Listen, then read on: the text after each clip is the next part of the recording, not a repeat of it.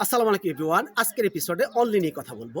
Only বাক্যের বিভিন্ন পজিশনে বসতে পারে এবং এর অর্থের পরিবর্তন হবে। যেমন only I at the pizza study, শুধু আমি গতকাল পিৎজা খেয়েছিলাম, অর্থাৎ আমি ছাড়া আর কেউ পিৎজা খায়নি। তারপর I only at the pizza study, গতকাল আমি শুধু পিৎজা খেয়েছিলাম, অর্থাৎ খাওয়া ছাড়া আমি আর কোনো কাজ করিনি।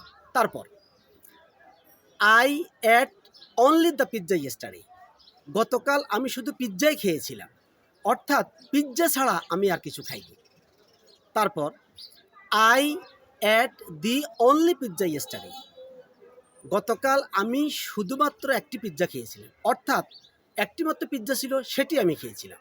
তারপর I at the pizza only yesterday, আমি শুধু গতকালে পিৎজা খেয়েছিলাম, অর্থাৎ এর আগে খাইনি।